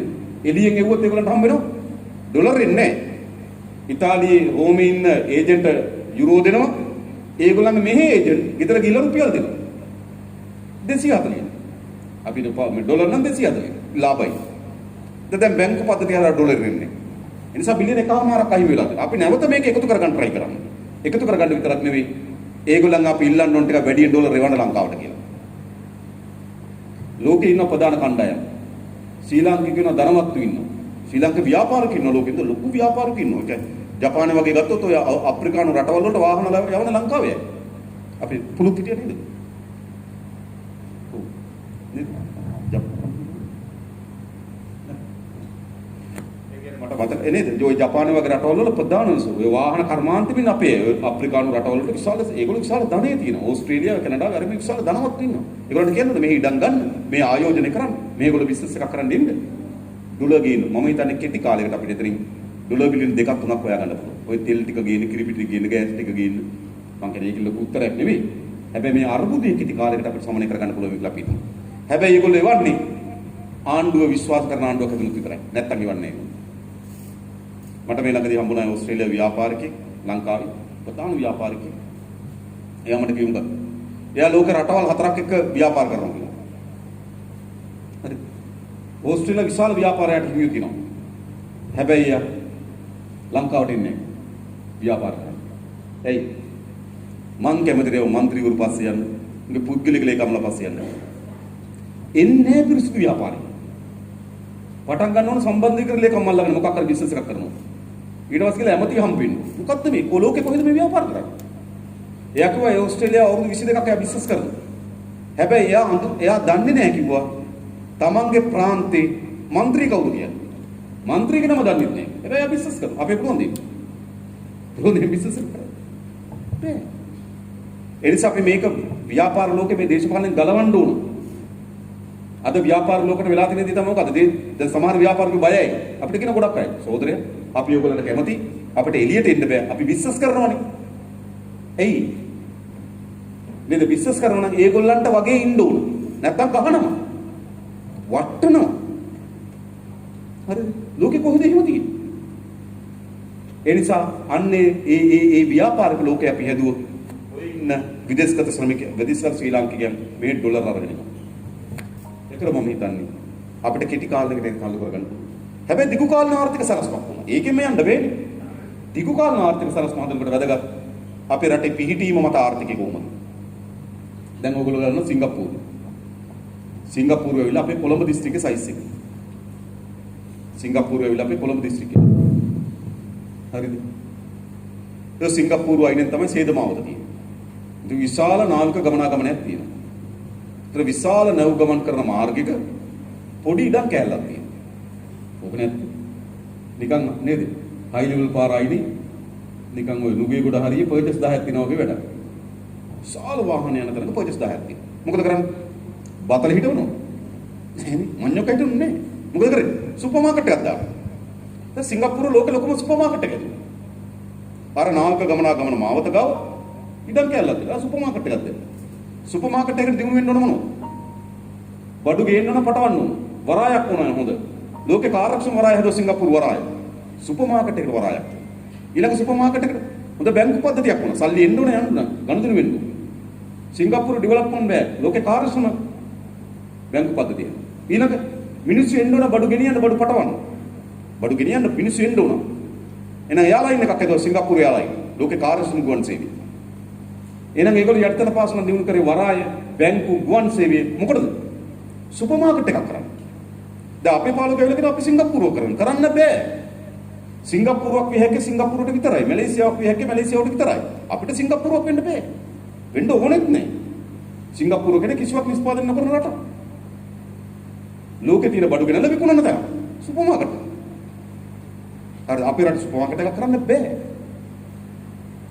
ඒ නිසා ලෝකේ රටවල් තමන්ගේ පිහිටීමත් එක්ක ආර්ථික සැලසුම්. එතකොට අපේ රටේ පිහිටීමත් එක්ක අපිට සැලසුමක් තියෙනවා. විශේෂම නාවික කර්මාන්ත අපි දිනු කරන්න ඕනේ. අපේ රටේ අයිනින් ප්‍රධාන මූදු මාර්ග 4ක් තියෙනවා. ඕස්ට්‍රේලියාවට, යුරෝපෙට, ඈත පෙරදිග රටවල්, ඉන්දියාව. අවුරුද්දකට 93000 මේ මූදු මාර්ග 4 යනවා. ලෝකේ වාහන ප්‍රවාහන 30ක් සිදු වෙන්නේ මේ මාර්ග 4. එහෙනම් අපේ කොළඹ වරාය තාමත් හොඳ ප්‍රතිනැවුගත කිරීම මධ්‍යස්ථානයකට වර්ධනය කරන්න ඕනේ.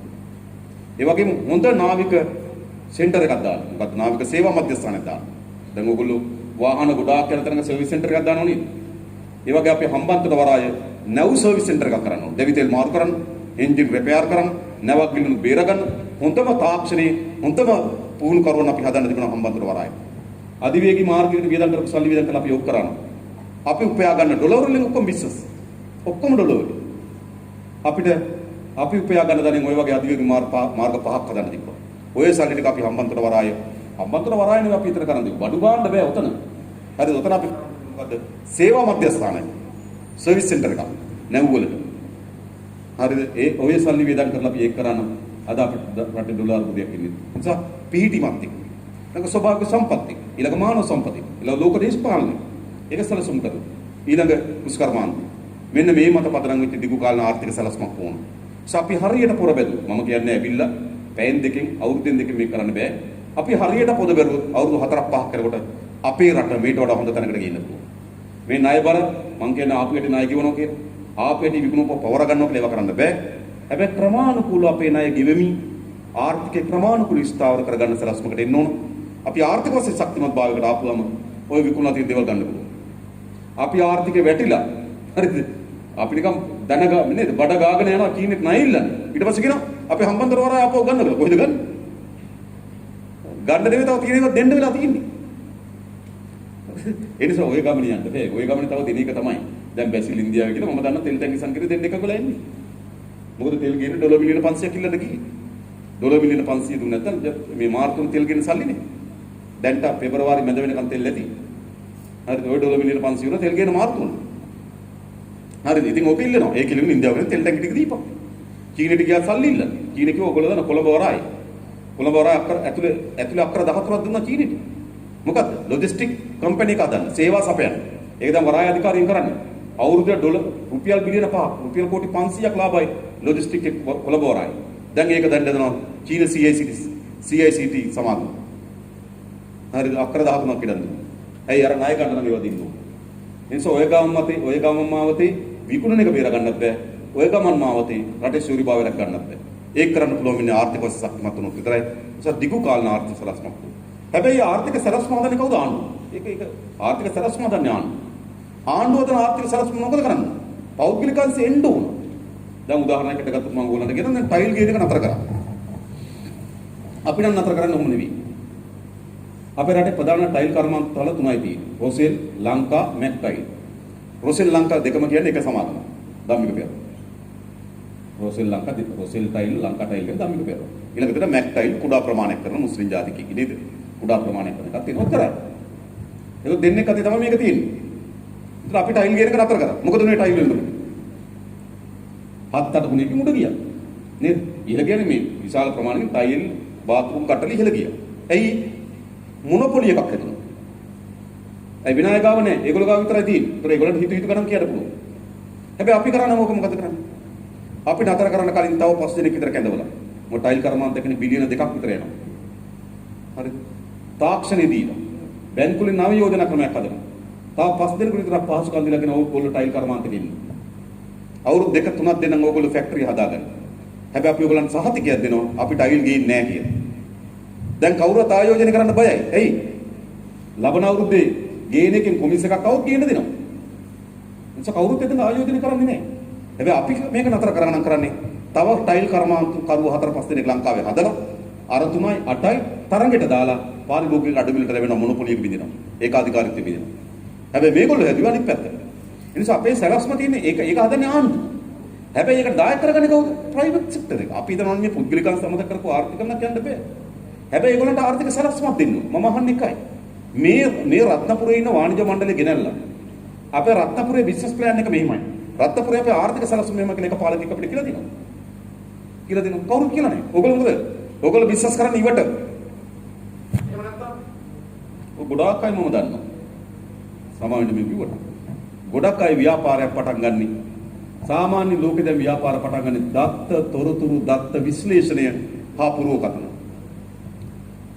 අක්කර ආයෝජනයකට දත්ත වුණ. ඒක විශ්ලේෂණය කරන්න. ඒක මත පුරෝකතනය කරන්න. ඒව දැන් විද්‍යාවක් ලෝකෙ උගන්වනවා. අපිට තියෙන දත්ත විශ්ලේෂණය කියලා පාඩමාලා තියෙනවා. ඒක කොහොමද රත්නපුරේ ආර්ථිකය හැසිරෙන්නේ? ඒක විශ්ලේෂණය කරනවා. අවුරුදු 2030 දී මොකද වෙන්නේ? ඒක ඕගොල්ලන්ට කියනවා 2030 රත්නපුරේ මෙන්න මෙතෙන්ට යනවා. රටේ ආර්ථිකය මෙතෙන්ට යනවා. ඕගොල්ලෝ බය නැතුව මෙතෙන්ට එන්න කියලා කියනවා. හැබැයි ඕගොල්ලන්ට කවුරුත් ආණ්ඩුවක් කියලා විශ්වාස හදලා තියෙනවා. කොතෙන්ද ආර්ථිකය යන්නේ? ඕගොල්ලෝ මේ පැත්තට ආයෝජනය කරන්නේ නැහැ. ඕගොල්ලෝ හැම ආයෝජනයක් කරන්නේ දෙකඩියාව. දානවද නැද්ද? දානවද නැද්ද? කීපාර කල්පනා කරනවා. දානවද නැද්ද කියලා අන්තිමේට තමයි විශ්වාසය හදාගන්න මොකද කරන්නේ? ඥානක්ක ගාවට එනවා. එයා කියනවා හරි. දැන් අර මේ විශ්වාසය නේද? ඇයි ආණ්ඩුව හෙට මොනව කරයිද දන්නේ? මගේ ව්‍යාපාරට මොනව වෙයිද දන්නේ? ඥානක්ක කියනවා වැඩි හරි වගේ බය නැති කරන්නේ.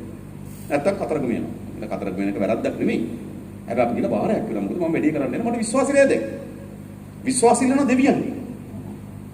මම බාරයක් වෙන්න මට මේ වැඩි හරි කියු. තේරුණා මං කියන්නේ. මං කියන්නේ ඒව අත්තරින් කියන්නේ අපේ සංස්කෘතිය. ඒකට මම එකඟයි. හැබැයි මම කියන්නේ ඒ වගේම විතරක් අපිට ව්‍යාපාර කරන්න බෑ. අපිට ව්‍යාපාර කරන්න පුළුවන් දත්ත විශ්ලේෂණය පුරෝකතනම තමයි අපි ව්‍යාපාර කරන්නේ. ඒව දෙන්නේ කවුද? ඒව දෙන්නේ ආණ්ඩුව. ආණ්ඩුව තමයි රිසර්ච් කරලා ඉතින් රත්නපුරේට අවිල්ලා කියනවා ආර්ථිකය මෙන්න මෙතන ගමන් කරන ඕගොල්ලෝ ආයෝජකයෝ. ඕගොල්ලෝ බය නැතුව මෙහෙට ආයෝජනය කරන්න. බැංකුව හම්බෙලා කියනවා. අපේ ආර්ථික සලස්ම මේකයි. මේ ආර්ථික සලස්මට ඕගොල්ලෝ බය නැතුව ණය යෝජනා කරන්න. දැන් ණයක් ගන්න කොච්චර මහන්සි වෙනවද බැංකුවකින්? දැන් නම් ටික වැඩිපුර දෙනවා. ගන්න කෙනෙක් නැති ඉන්නේ. දැන් ටිකක් දෙනව නේද? පන්න දෙකක් කිව්වා. නමුත් එහෙම නෙවෙයි. බැංකුවත් අරවා ඉල්ලනවා මේවා ඉල්ලනවා. එයි මෙයාගේ ව්‍යාපාරයට ගියාට හෙට මොනව වෙයිද දන්නේ මෙයා. බැංකුව බලයි. හැබැයි බැංකුවට අපි කැන්වස් කරන්න. මෙන්න අපි ආර්ථික සලස්ම අපි රත්නපුරේට මෙහෙම ගෙනල්ලා තිනවා. ඕගොල්ලෝ රත්නපුරේට ව්‍යාපාරිකයට මේ ලෝන් ස්කීම් එක හදලා දෙන්න. නේද? මොකද මේගොල්ලොන්ට අපි growth එකක් මේගොල්ලොන්ට වර්ධනයක් වෙනවා ආර්ථිකේ. එහෙමයි ආර්ථිකයක් යන්නේ. දැන් අපේ රටේ ආර්ථිකයන් විභාගාදී. ආර්ථිකයක් යන්නේ සැලසුම් කරලා. ලෝකේ දියුණු වෙච්ච හැම රටක්ම දියුණු වෙලා තියෙන්නේ ආර්ථික සැලසුම් කරලා. අපේ රට සැලසුම් සහගත ආර්ථිකයක් නෑ. අපේ විභාගාත වෙන ආර්ථිකයක්. ඉවට කරන ආර්ථිකයක්. දෙවියන්ට බාර වෙලා කරන ආර්ථිකයක්. එක්කෙනෙක් දෙන්නේ කුඩ යනවා. එක්කෙනෙක් දෙන්නේ ගහ ගන්න ඕකෙන් කොහොමද? හැබැයි 100ක් අවුත් ඔයගොල්ලෝ මේ ප්‍රත්නපුරේ බාර යන්න අවිස්සාවෙන් ඉඳන් මෙහෙට එනකොට හැම ගෙයක් ගාවම පාරයිනේ කඩකාමරයක උතන. එහෙම ඉතින් හැම පාරයිනම හැම කඩයක්ම දාන්න පුළුවන් බෑ. හැම ගෙයක් අයිනම කඩකාමරයක් තියෙනවා. ඉස්සරහ කොත්තුල ඇල්ලක් තියෙනවා. නේද? කඩක කාමරෙත් වල කොත්තුල ඇල්ලක් වල බලමු. බලයන්ට කොච්චර කඩ වහලා දෙනවද? කොච්චර ලෑලි කඩ වහලා දෙනවද? එයි මේ උගස් තියලා ඉඩම් උගස් තියලා පාරයිනේ තිබ්බොත් හිතනවා කඩයක් දැම්මොත් හරි කියලා. එයාට දත්තතරතුරු නෑ. එයා හිතන පාරයිනේ නම් කඩයක් දැම්මොත් හරි. එහෙම හරියන්නේ නෑ. එහෙම දාලා දෙනවනේ ඒකට තමයි. ඉතින් එක දවසක් යනකොට ආප්ප කඩයක්, ඊළඟ දවසේ යනකොට බියුටි සැලෝන් එකක්, ඊළඟ දවසේ යනකොට හાર્ඩ්වෙයාර් එකක්. අරවා මේවා එක එක්කෙනාට කුලියන දීලා.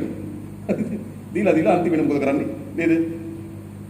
ඔක්කොම විකුණලා රට රස්සාව කරන ණය ගෙවන්න. අන්තිමට ඔන්න ව්‍යාපාරයක් කරන්න ඇවිල්ලා විච්චි දෙයි. මොන වෙලාවද කියන්නේ? ඒ නිසා මම කියන්නේ මේට වඩා අපිට ආර්ථික සලස්මක් ඕන. අන්නේ අපි ආර්ථික සලස්ම හදනවා. ඒකට පෞද්ගලික අංශ අපි විවිධින් දායක කරගන්න. ඉතින් ඒක අපි මම කියන්නේ මේක දේශපාලකේ වැඩක් නෙවෙයි. අපි ඔක්කොම එකතු වෙලා මේ රට කොට ගන්නවා.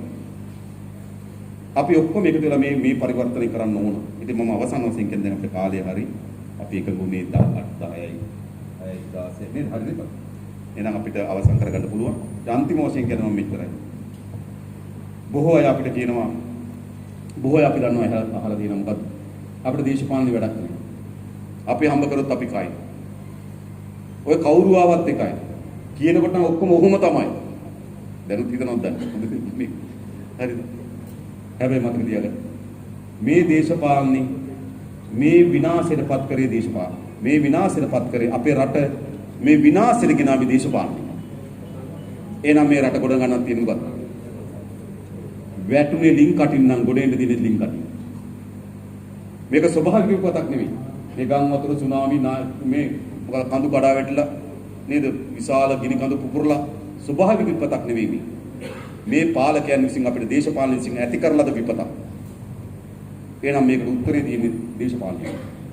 කවුරුවත් මේකෙන් ඈත් වෙලා උත්තර හොයන්න හම්බෙන්නේ. මේකට තියෙන දේශපාලන විතරයි උත්තර. මේ අරුබුදේ නිර්මාණය කරේ දේශපාලන නම් මේ අරුබුදේ උත්තර තියෙන දේශපාලනේ. නේද? අපි ලින්දට වැටුණු ලින්ක් කටින් නම් ගොඩ ඉන්න තියෙන ලින්ක් කටින් විතරයි. ඒ නිසා ඒ වෙනින් වූ දේශපාලනයක් අපි තෝරාගමු කියලා මම ආරාධනා කරමි. ඉතින් අපිට කාලය ටිකක් සීමා වෙන නිසා නේද? එහෙනම් අපි බොහොම ස්තුතියි හැම දිනාටම මේ අවස්ථාවට සහභාගී වෙලා අපිට සවන් දෙන්න තමුන්නාන්සලා සම්බන්ධ වීම පිළිබඳව. එහෙනම් අපි ආයෙ දවසක හම්බෙමු කියලා නේද? ප්‍රාර්ථනා කරමින් අදහස් කරමින් දැන් අවසන් කරගමු.